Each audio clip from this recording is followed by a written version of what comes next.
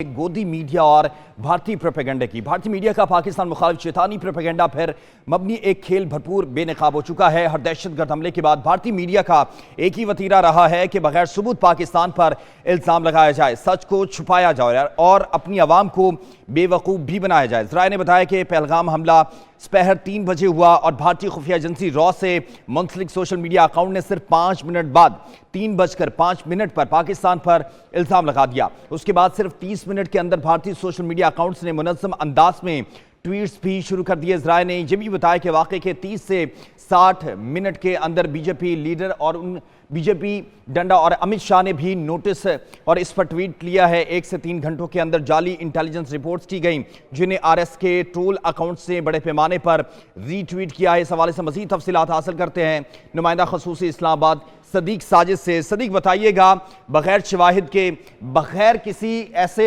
जो है इनके पास शवाहिदों के, इसमें पाकिस्तान मुलव्विस है, जो भी वाक़या होता है उसका इल्ज़ाम पाकिस्तान पर लगा दिया जाता है। जी, ये मोदी सरकार और भारतीय मीडिया का वतीरा है कि बगैर सबूतों के पाकिस्तान पर इल्ज़ाम लगाओ, सच छुपाओ और अपनी आवाम को बेवकूफ़ बनाओ।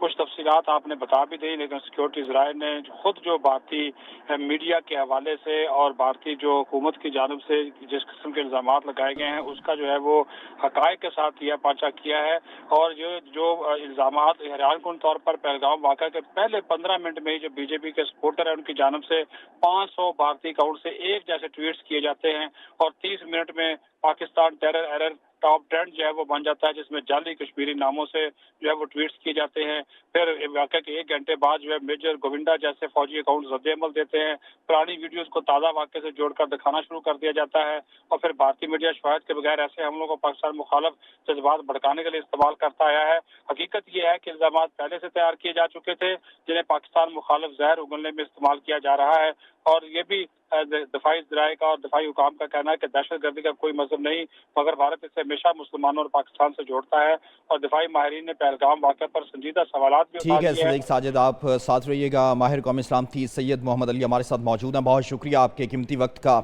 सर कहिएगा, भारतीय मीडिया हमेशा ये प्रोपेगेंडा करता है और जिस तरह से उनको एक गाइडलाइन दी जाती है उसी तरीके से पाकिस्तान पर इल्ज़ामात की बुछाड़ भी कर दी जाती है। आप इस हमले को किस तनाजुर में देखते हैं जिस तरह पाकिस्तान के खिलाफ एक प्रोपेगेंडा किया जा रहा है? जी देखिए, मैं इस वाक़े को के 4 अहम तरीन पहलू आपके सामने रखता हूँ। पहली बात तो ये है कि आप जानते हैं कि जिस तरह पाकिस्तान के दफ्तर खारजा ने इज़हार हमदर्दी किया है उन लोगों से जो कि जहाँ बहक होने की जिनकी इतलात है, और मेरी हमदर्दी इस वजह से भी खुसूसी तौर पे उन लोगों के साथ है जो कि बारहा जो भारतीय फॉल्स फ्लैग ऑपरेशन का निशाना बनते हैं ताकि पाकिस्तानियों को, इस्लाम को और कश्मीर को बदनाम किया जा सके। आप जानते हैं कि दूसरा पहलू ये है कि 17 साल में ये कोई पहला वाकया नहीं बल्कि छठा फॉल्स फ्लैग ऑपरेशन है जो कि बड़े पैमाने पे भारत ने अपने ही शहरियों को हलाक करके इस मकसद के लिए किया है कि पाकिस्तान, इस्लाम और कश्मीरियों को बदनाम किया जाए, जो कि इस हकीकत का मजहर है कि उनकी क़यादत बखूबी जानती है कि पाकिस्तान के खिलाफ कोई बड़े पैमाने पर जाहिरियत उनके लिए ऑप्शन नहीं है, इसलिए वो मजबूरन अपने ही शहरियों को हलाक करके उसका इल्ज़ाम पाकिस्तान के ऊपर डालते हैं। तो तीसरा पहलू है कि ये भी एक हुस्न इत्तफाक नहीं है कि जब भी कोई आलमी लीडर भारत का दौरा कर रहा होता है तो जिससे उनको तशवीश होती है कि वो रॉ के का जो अमल दखल अमरीकी शहरियों को हलाक करने में है उस पर दबाव डालेगा, तो उसकी आंखों में धूल झोंकने और उसकी तवज्जो मबजूल कराने के लिए ऐसे फॉल्स फ्लैग ऑपरेशन उस दौरे के दौरान किए जा रहे हैं जबकि अमेरिका के वाइस प्रेसिडेंट भारत में मौजूद हैं। और चौथा पहलू जो सबसे इम्पोर्टेंट आपके जरिए से बताना चाहूंगा वो ये कि 6 साल कबल पाकिस्तान ने फरवरी 2019 में काफी सब्र तहम्मुल और बुर्दबारी का मुजाहरा किया था ऑपरेशन स्विफ्ट रिटॉर्ट में। आज पाकिस्तान की अफवाज की फन्नी महारत, जंगी तैयारी, इस्तेदाद और असलहा बहुत जदीद तरीन और मोहलिक है और ऐन मुमकिन है कि इस दफा पाक फौज जो है उस तहम्मुल और बुर्दबारी का मुजाहरा न करे जिसका भारत ने 2019 में अभिनंदन की गिरफ्तारी के नतीजे में शर्मिंदगी से सामना किया था।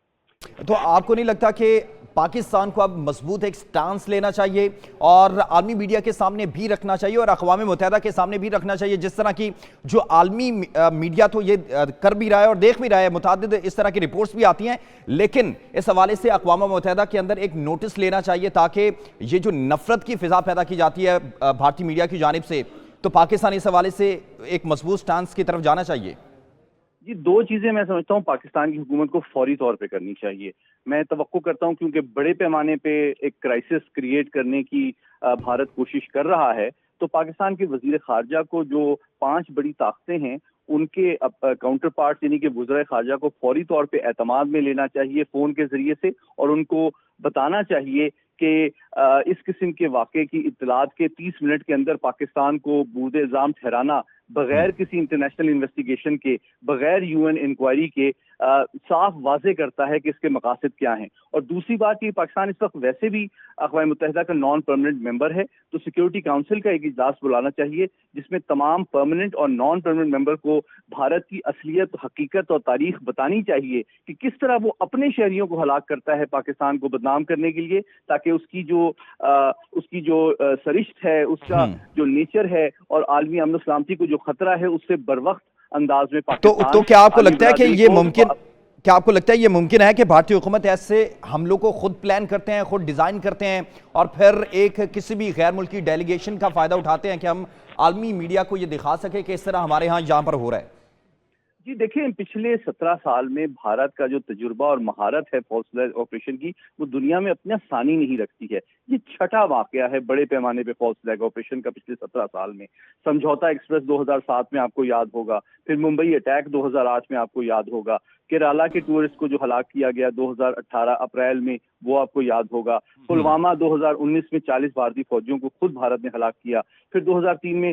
راجوڑی میں 5 سپاہیوں کو ہلاک کیا. بلکہ یہاں تک کہ وہ آپ کو یاد ہوگا سوئفٹ ٹارٹ کے نتیجے میں جو دوسرا بھارتی فضائیہ کا طیارہ گرا تھا،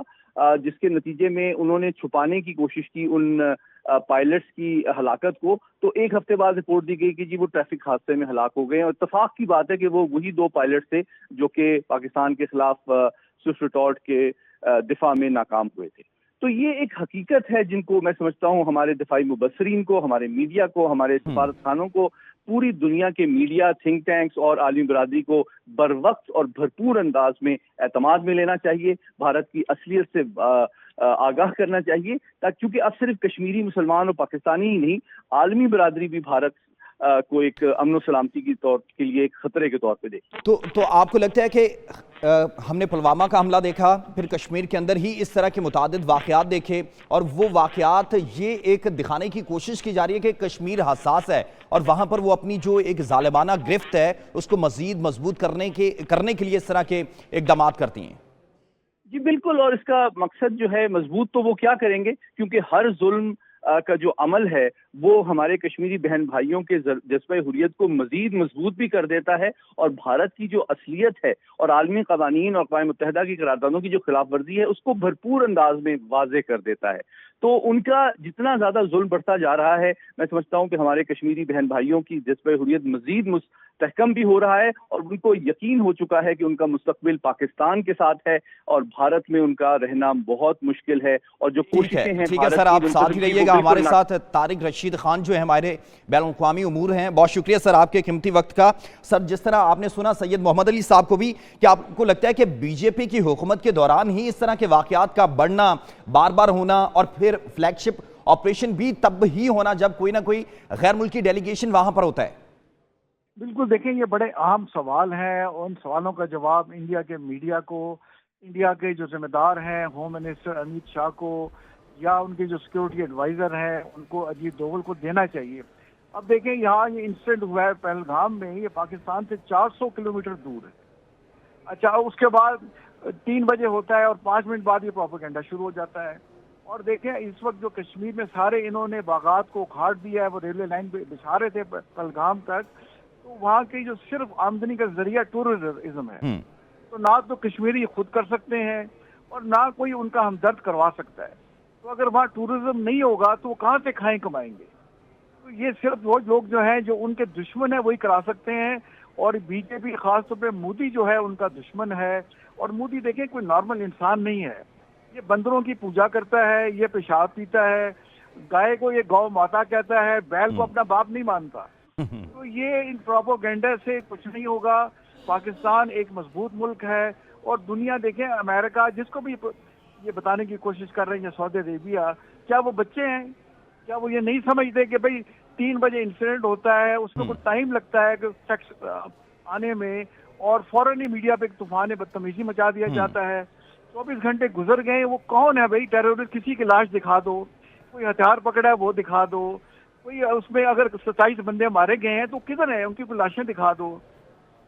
तो ये इनका वतीरा तो है। सर अल्हम्दुलिल्लाह पाकिस्तान एक मजबूत मुल्क है और इंशाल्लाह रहेगा, लेकिन पाकिस्तान को आलमी महाज पर कोई तगड़ा स्टैंस लेना चाहिए। जिस तरह भारतीय मीडिया जो है वो बार बार प्रोपेगेंडा करता है, गोदी मीडिया बनता है, स्टेट पॉलिसी के तहत चलता है और वही सब कुछ करता है जो स्टेट पॉलिसी देती है, तो पाकिस्तान इसको टैकल कैसे करे? कोई पाकिस्तान को इस हवाले से मुनज़्ज़म इक़दामात